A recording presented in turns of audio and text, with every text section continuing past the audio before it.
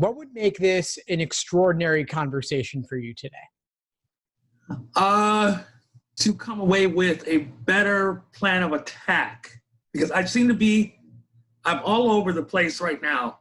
I've noticed that I've made some gains, some actually impressive gains, but that's only doing it without being timed. And then I timed myself, I freaked out all over the place, and I dropped dramatically. Wow, I'm sorry to hear that. How many timed exams or how many timed sections have you done? I've actually just started doing the timed exams. So I just did one 2 days ago. And before that, in the old LSAT class, I don't know if you want to call it a timed section, he would put together a packet and then give us a certain amount of time to complete it. And I did okay in that. But as far as timed sections, I just started that as well on my own. Okay, so you've just started the timed sections and they haven't gone well. Well, it's up and down. One time I'll do it and I'll do okay. The next time it's like a dramatic drop. So I don't know if I should be taking the same thing over again, because my problem is if I take it over again, I'll know exactly which answer is correct. And then even though I try to fight myself not to, I'll gravitate and just circle the correct answer. Yeah, I hear you. Well, first off, fluctuations are normal. No one gets the same exact score consistently all the time. There's actually a margin of error of 3.5 points on either end with any given LSAT score. So that's a 7-point range altogether.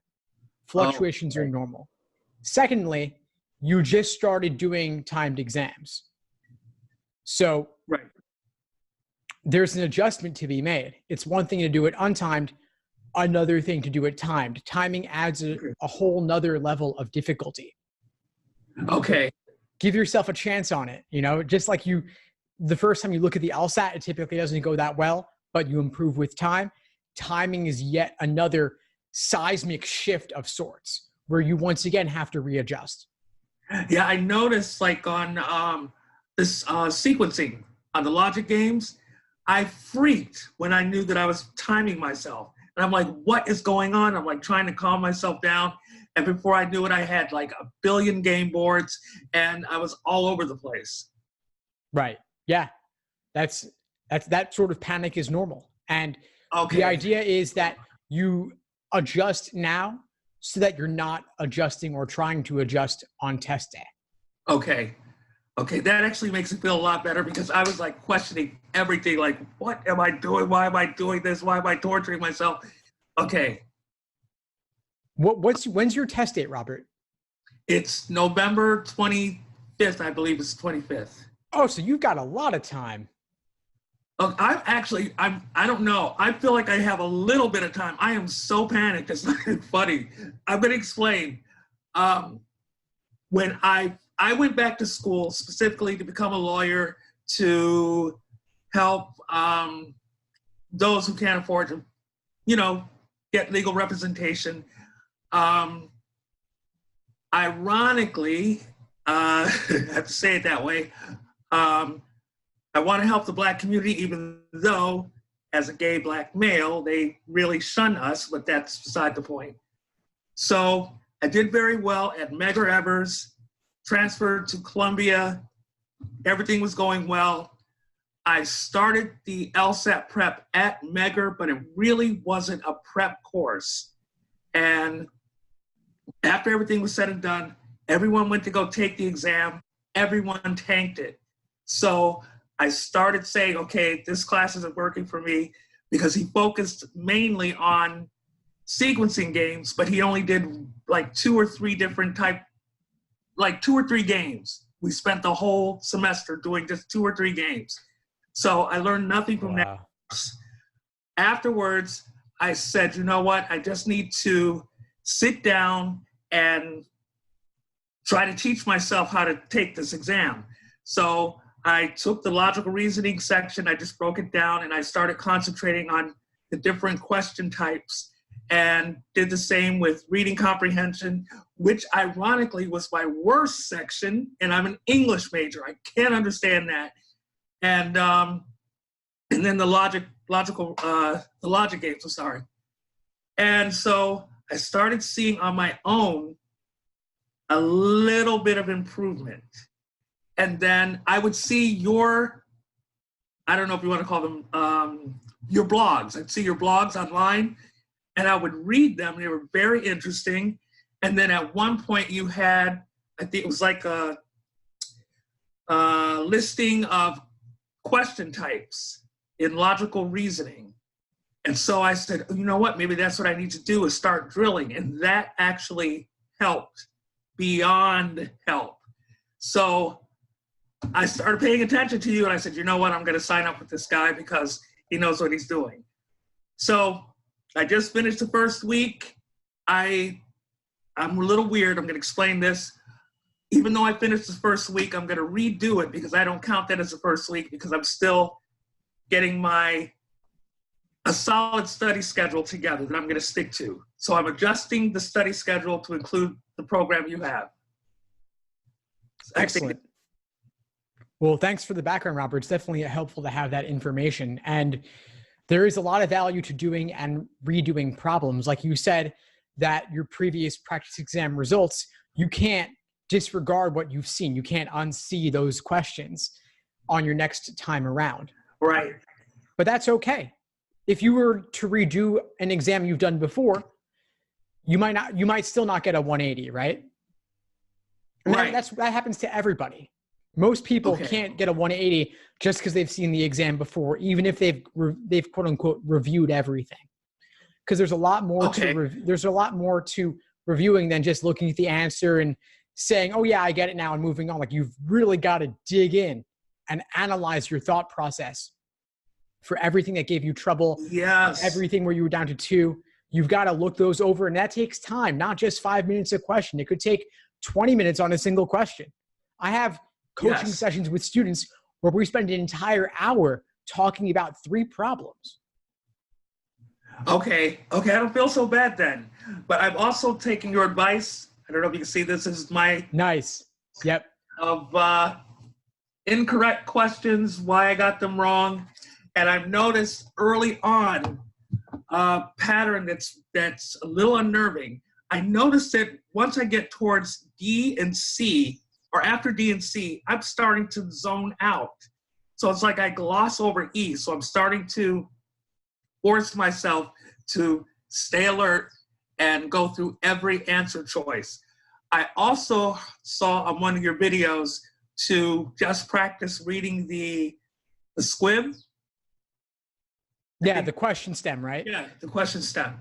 And so I actually was going to begin doing that tomorrow, to start reading that. And I was going to ask you, should I do the same with reading comprehension, which I've improved on, by the way, reading comprehension. Yeah, great question. For logical reasoning, I think is useful because the question stem gives you the perspective from which to view the stimulus, telling you how to go about analyzing it. Okay. For reading comprehension, though, I wouldn't read the questions before the passage. Okay. For the passage, you always want to walk away with what's the main idea, what's the primary purpose, and then you can go back for all the details when you need them, if you need them. Okay. Another question. I've noticed in the squib that the way that the words are put together, so to speak, is a little confusing sometimes. So I'm wondering if I should just take an old test that I've done plenty of times and just read the you call them paragraphs? Yeah, the stimulus, yeah. Yeah, the stimulus. Just practice reading the stimulus so I can get a sense of the language. Yeah, I would recommend that. As an exercise for every stimulus, you could see what's the conclusion, what's the evidence, what's the other information, is it filler, is it counter premise? And then, of course, not every stimulus is an argument. Some are also fact sets, so you want to recognize that as well. Right, okay. And then in a fact set, you look for what connects. Yeah, because a lot of times for must be true, most supported questions, there is something that connects oftentimes. Other times, though, it could simply be that they're asking for a paraphrase. Okay. I'm feeling a lot better. I'm glad we're having this chat because I'm telling you, I was so close to breaking this computer and just tearing up every book. Hey, forget it. I think your videos actually, because I don't know what it is. I just understand it better when I see the video. I don't know what that is, but it works. Cool. I'm glad it's helping you. I'm enjoying making them. Okay. They're very helpful, honestly. I don't know what else. Oh, major question I had to ask you. If I take it in November, which I mean, I've already signed up to do, and I don't like the score, and I decide I'm going to take it in January, do I continue to study until I get the score, or what would you recommend?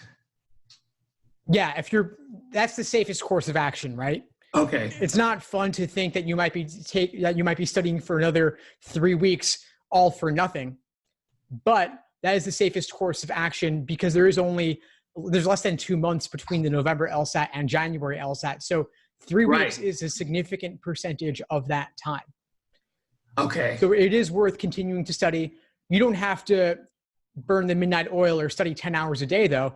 You could do simply one exam per week along with detailed review of that exam, maybe investing 10 hours per week just to be doing something just to stay fresh.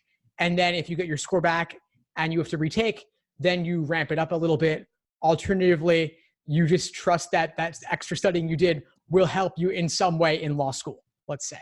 I did want to briefly touch on the idea of a schedule with you because that was one of the first things that you brought up. Yes. And so you have the day-by-day plan for use with the courses, right? Right. So that is your roadmap. That is your success plan. Follow that as closely as possible.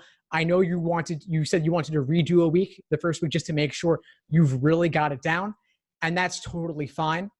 Also know that the study plan is more important for the level of specificity it contains about what to do than the exact particular day-by-day breakdown. So if you fall behind or get a little bit ahead, that's totally fine. Just follow the work in the order given. That will always remove any ambiguity about what to do. We're about up for today, though, Robert. Is there anything else you would need in order to feel complete for our call today? That's it. You made me feel a lot better. Thank you very much.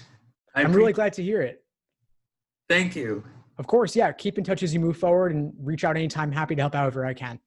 I will. Thank you so much. My pleasure, Robert. Take care. Thanks for tuning into the show. Please subscribe if you haven't done so already to be notified of new episodes as I release them. And feel free to reach out if you need anything at all as you move forward with your prep. I'm happy to help however I can. In the meantime, I'll wish you all the best and take care.